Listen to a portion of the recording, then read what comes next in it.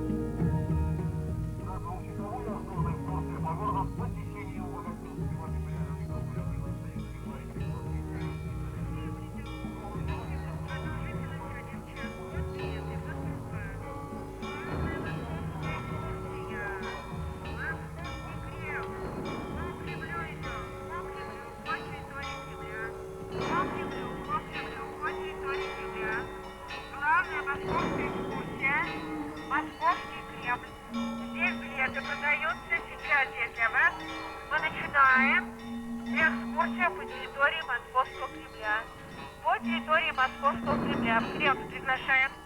Здесь билеты продаются по территории Кремля. Московский Кремль. Приглашаем всех желающих. Это лучшее и главное. Московский Кремль. Приглашаем всех желающих. Дорогие друзья, вот здесь, пожалуйста, здесь для вас билеты, здесь экскурсовод, продолжительность экскурсии 1 час. Мы вас всех приглашаем и ждем. Ko tev izsaka vārds Hārdijs Lediņš? Ko tu zini par to, ko viņš ir darījis iepriekš? Es ļoti maz ko zinu. Dažas filmas esmu pie viņa skatījusies. Mūziku esmu klausījusies ļoti fragmentāri, bet vispār nezinu neko. Aha. Un jūs, ko jūs zinat par Hārdiju Lediņu? Viņš forši muziķiņu raksta. Forši cilvēks, jā. Par Hārdiju zinu to, ka viņš smuku mūziku ir uzrakstījis diezgan daudz un labu, kas ir, jā, sirdī tuvu, arī kā Toms teica. Un, teiksim, par video pirmā reize kaut ko redzu, kaut kur viņš būtu piedalījies kādos projektos. Un par viņa iepriekšējiem projektiem neko tu nezini? Nu, par muzikālajiem tikai. Projekta Impērijas, atveds no Impērijas līdzautors. Ko var pateikt par Hārdiju Lediņu?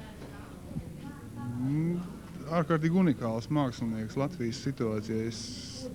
Tādas mākslinieks esmu redzējis Somijā, Zviedrijā, Vācijā, bet Latvijā viņš ir vienīgais. Man šķiet, ka viņi vienkārši pārāk maz mīl, pārāk maz zina, pārāk maz atbalsta. Man ļoti žēl par to. Es par Hārdiju zinu kaut ko vairāk. Es viņu iemīlēju pirms gadiem 8, kad viņš man uzaicināja braukt līdzi uz Ķīli, uz jauno avangardistu mākslinieku izstādi. Mēs pirms tam ilgi filmējām dažādas apšaubāmas videoklipus, un tajā laikā Hārdijam bija modē acu dejas, mirkšķināšana. Labā, kreisā, un es nemācēju mirkšķināt, viņš man drausmīgi dīdīja.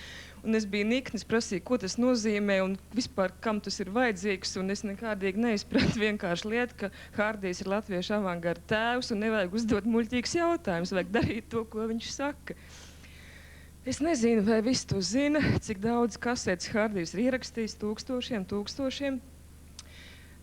Man mīļākie ir viņa gājieni uz Bolderāju, iefilmēti ļoti daudzās videokasetēs. Es pēc tam gāju uz Bolderāju viena pati ar saviem draugiem uz molu jūrā iekšā.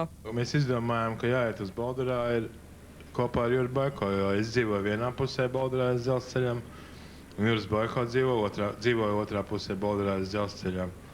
Un, lai mēs satiktos, mums vajadzēja kaut kur kādu vietu, kur satikties, un tas izrādījās pa vidu tieši ir Bolderājas dzelzceļš. Mēs tā skatījāmies, Bolderājas dzelzceļš tā vilinoši aiziet kaut kur tur tālumā, un kas gan tur ir. Tad mēs nolēmām, ka jāsāk iet ir uz to pusi, un tad mēs sākām iet uz Bolderāju. Ko tev nozīmē Bolderāja kā vieta? Tev kaut kādas īpašas izjūtas saistās ar šo vietu, vai tas ir vienkārši tāpēc, ka no tavas mājas gāja dzelzceļš šajien? Jā, tie gājieni uz Bolderāju 80. gadu sākumā tā bija kā tāda, mēs domājam, ka veidojās kaut kāda jauna reliģija. Kad iet uz kaut kā tādu diezgan briesmīgu vietu, kurā atrodas tur Krievu armijas zemūdeņu bāze, metālūži, tāds ceks, kur tiek griezti kopā karakuģi. Un diezgan tāda, arī tāda briesmīgi tāda rūpnieciska ainava ejot pa dzelzceļu. Un galā tomēr atrodas kaut kas tāds, tā kā tāds kristiešu katakombas, kur veidojās kaut kāda jauna tāda dzīves sajūta. Un tas man saistās ar Bolderāju. Un pēc tiem gājieniem, kad jums beidzās šie regulārie gājieni uz Bolderāju, tu vēl mēģini atgriezties, vai tu vairāk ar te tā nebrauc? Jā, es veidu visu savus ārzemju viesus uz šejien. Viņiem patika? Viņiem patika, jā. Un pat franči ir uzņēmuši 2 filmas šeit. Kā sākās jūsu sadarbība ar Juri Boiko? Vai tā bija pilnīgi tāda nejauša tikšanās, vai kā tas attīstījās? Nu, mēs no 1. līdz 11. klasē mācījāmies kopā vienā klasē ar Juri Boiko. Un kādā 11. klasē mēs sākām izdot žurnālu Zirgābols.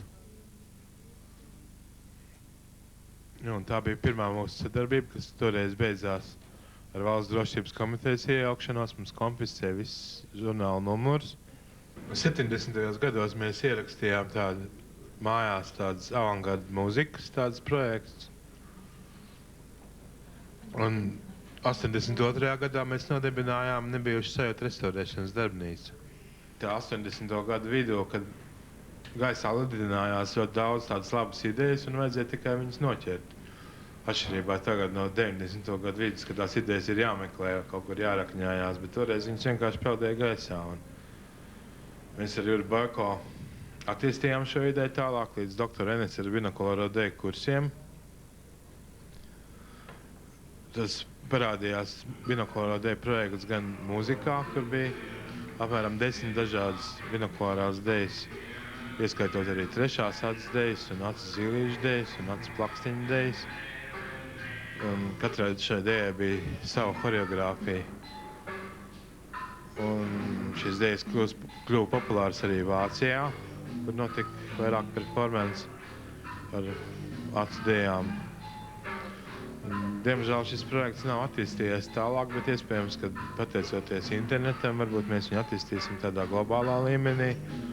Un es domāju, ka, piemēram, būtu ļoti skaisti, ja visi planētas iedzīvotāji, teiksim, vienā laikā aizvērtu kreiso aci. Nosaukums tu pats domāji, vai kā, kuro reizi? Kā, kuro reizi? Es pat nevaru pateikt, kas ir izdomājis Nebijušu sajūtu restaurēšanas darbnīcu. Kādā veidā tas skatās tā, liekot vienu vārdu pie otras klāt, tas bija kaut kāds tāds diskrēts process. Bet jūs jau visi bijat sākuši, tādi Nebijušu sajūtu restaurācijas darbinieki, jūs jau bijat sākuši darboties un tikai tad radās tas nosaukums? Nē, tas nosaukums radās vispirms un pēc tam mēs sapratām viņam pielietojam. Nebija nekāda tāda konceptuāla pieņēmuma, kā to vajag taisīt, vai ātri vai lēni, bet es vienkārši izgāju no tāda, no kāda tāda stila vai veida, kā mēs gribējām to pasniegt.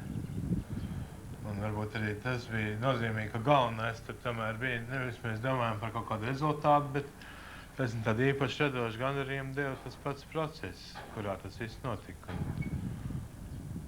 Un tiksim, ar to varbūt arī tie mūsu darbi atšķirās no citiem, kad viņi vairāk tādi meditatīvi raksturi ir, kad nav kaut kāds tāds asas montāžu vietas vai kaut kāda tāda uzspīlēta tāda dinamika.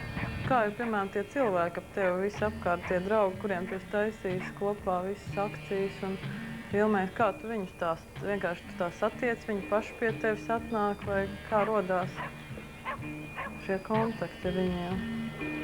piemēram, Raimonda, vai nesen es lasīju interviju ar Ievu akurāti ar dienā, kur viņi atcerējās pasākumus tev kā tādu skaistākās atmiņas tajā visā, ko viņi darīja. Tur gan viņi paši vienkārši atnāca un tas tā nejauši gadījumi bija vērties, teiksim, konkrēti zināja, ko man vajag, teiksim, konkrēti, teiksim, pat Ieva akurāti ir.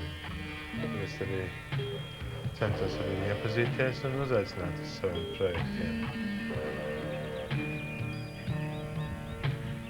Piemēram, atkal tā es skatos, ka Juris Boiko, tas ir bijis tev skolas biedrs, atkal Parāns Aigars un Žordžiks, tie atkal tu esi mācījies viņiem kopā, ka tie ir tā cilvēki, kas vienkārši laikam nokļuvuši tajā auras kaut kādā ietvarā, un tad viņi visu tā pilnīgi tur savaldzinājis visām savām idejām, un tad viņi uzreiz kļuvuši tā kā tādi sekotāji un domu biedri.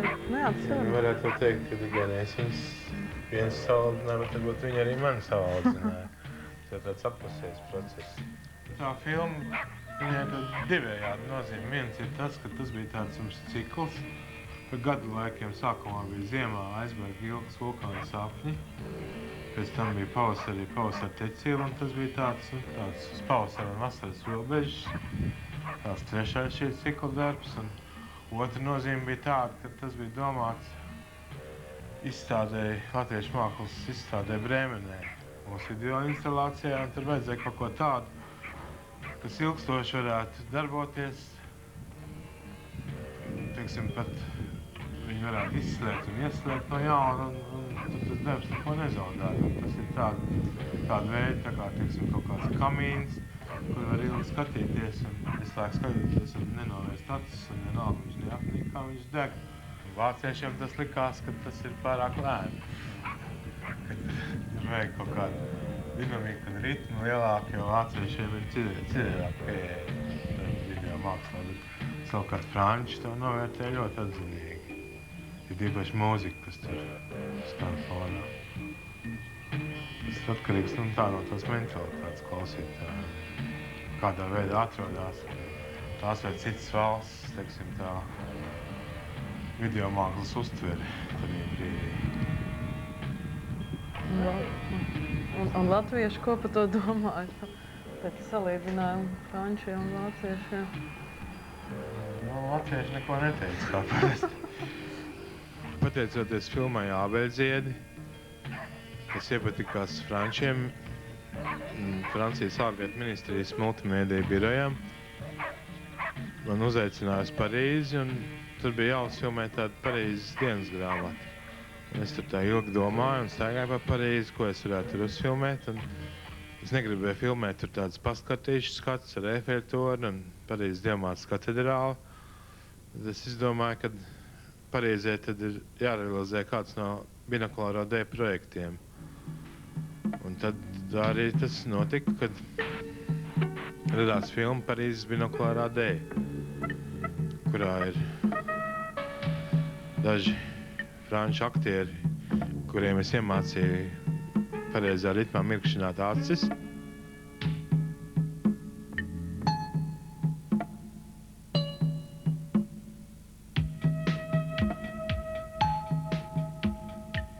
Kopumā es tur pavadīju 1 mēnesi.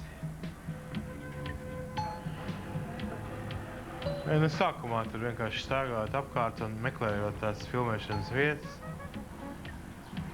Un es arī pats tur kaut ko mēģināju filmēt pirmo reizi. Katru dienu tur atklājās kaut kādas citas iespējas, teiksim tā, pat, piemēram, tās postprodukcija, ja es būtu iepriekš ar viņu iepazinies tuvāk, tad tas rezultāts būtu savādāks. Bet, kādā ziņā, tas darbs iznāca savādāks nekā tie, kas šeit Latvijā ir tapuši. Es nekad neesmu centies pēc kaut kādas tādas lielas publicitātes. Un, teiksim, kaut kādos 80. gados tas bija tāds zināmā veidā tāda pagrīdes darbība, kad mēs vairāk taisījām muziku un filmējām sev. un mazāk kaut ko darījām uz āru. Un, kad tas izgāja, teiksim, kaut kur Vācijā, es domāju, ka tur Vācijā radās pilnīgāks priekšstats par to, ko es esmu darījis nekā šeit. Un no otras puses tas ir varbūt tāpēc, ka es esmu darbojies, varētu teikt, tādos daudzos mēdījos, teiksim, tie, kas nodarbojas ar diskotēkām vai apmeklēja diskotēkas 70. gadu beigās, 80. gadu sākumā. Tie uzskata mani par kaut kādu diskotēku pamatlicēju Latvijā. Teiksim, tie, kam ir saistība ar video mākslu, tad tie mēs esam kā viens no pirmajiem, kas sāk nodarboties ar video mākslu. Tie, kas nodarbojas vispār ar mākslu, tad tur ir atkal, teiksim, tas performance moments vai akciju mākslas moments, kas bija arhitektūrā, atkal es biju pazīstams kā tāds postmodernismu teorētiķis. Un tas viss tā kaut kā kopā sanāca, ka tāds diezgan kaleidoskopisks tāds iespējas. Un es jau pats arī nemāku atbildēt uz šo jautājumu, ko es esmu īsti darījis un kas es īsti esmu.